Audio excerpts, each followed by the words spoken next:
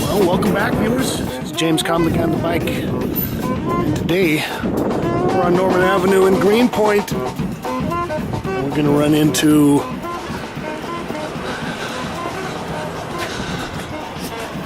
the Janet KURNATOWSKI Gallery and see an exhibition by this gentleman, Ben Rocco. You brought your partner here, huh? Partners. This is the other part. It's mine. All right, what's his name? Castle. Castle. Hi, Castle. Well, so Ben, come on over here. Give me a little run-through tour of the show. Okay. Does the show have a title? It does. It's called Fugue State. Fugue State. Fugue State. Okay. What's the title of this piece? Pavonus. Pavonus? No, Pavonus. With a Pavonus. Yeah, Okay. Yeah.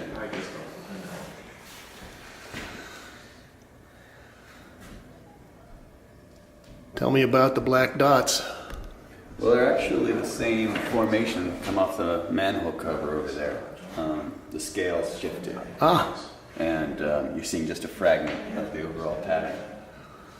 So I was wondering, they could almost just be a kind of a decorative element using polka dots.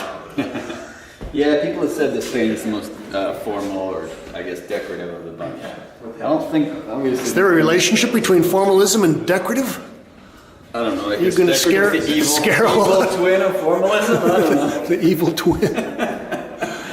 Okay.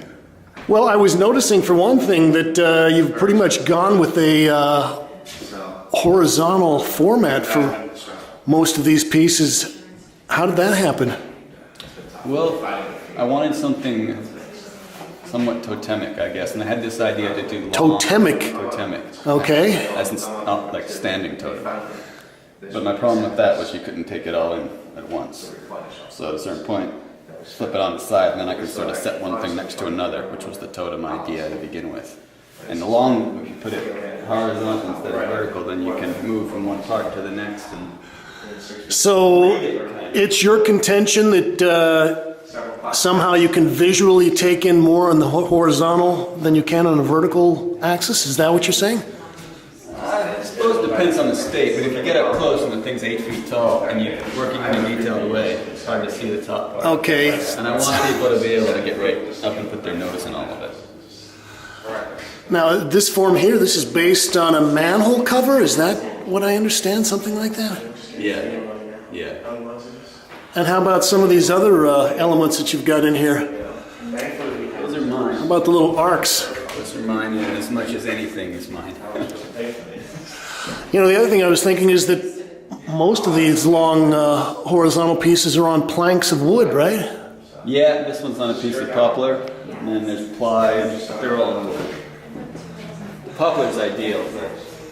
Now, what made you decide to paint on wood? Because I know a lot of your other work has been, some of it was on wood, but a lot of it was on canvas, and you actually kind of played with the idea of what it was to have a canvas and stretch it and all that other stuff. Yeah, you know, it clicked. Man, I had all this We got renovating a building right now, and I had all this lumber lying around, and that just That always drives helps. everywhere. Yeah. What's the title of this piece? It's called 11. 11. Okay, let's move on through here. You know, you got a couple of nice pieces in the back room I was looking at, but I was especially kind of attracted to this piece. That one's the funny one in the show. Yeah, that's the funny one. It's a funny one. It's also, it's got a red dot on there, I noticed. But I was looking at this and I noticed the nail holes in there, and I was thinking maybe this was a corner piece from a canvas that you repurposed, and is that what that is? Not that I know of. It's found. Oh, it's just found. Okay. What's the title on that piece? 2 doors. And we'll come back out here and look at this piece. This is also on wood.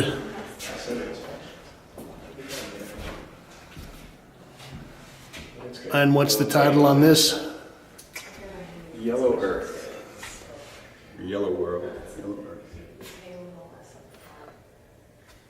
Now, I know that you were Dorothea Rockburn's assistant for a while. I was for 2.5 years. Yeah. Now, some of these work have kind of a diagrammatic sense that kind of relates to some of her work. Would you say that you are kind of carrying on some kind of a diagrammatic sense in the work? I don't think of it as diagrammatic, but Okay. Geometric certainly. And you're right. She taught me a lot about geometry. That's for sure. And these pieces are all oil on wood? Is that what this is? Or do you have mixed media? Well, that one's actually got some charcoal in it and a golden medium ground. But other than that, there are some graphite in some of them. Some of the lines are under graphite.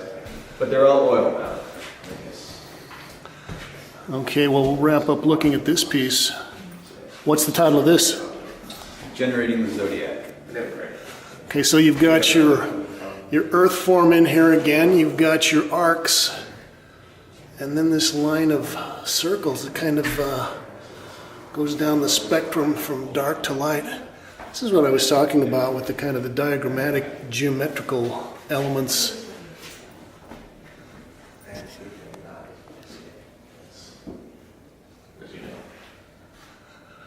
You know, one of the other things I wanted to talk to you about was that you were an editor at the Book and Rail at the art scene part there for years.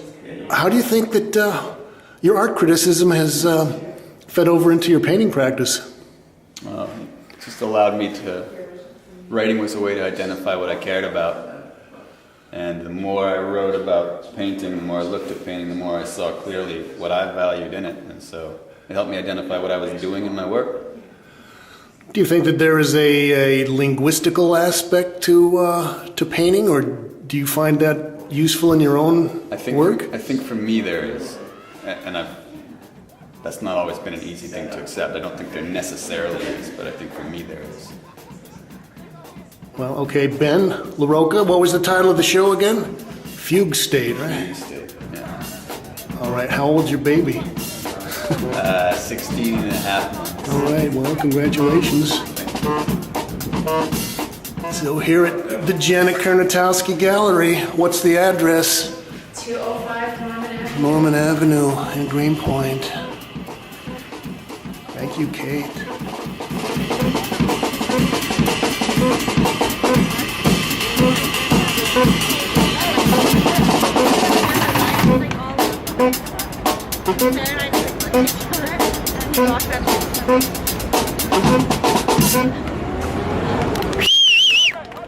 Pink fabric.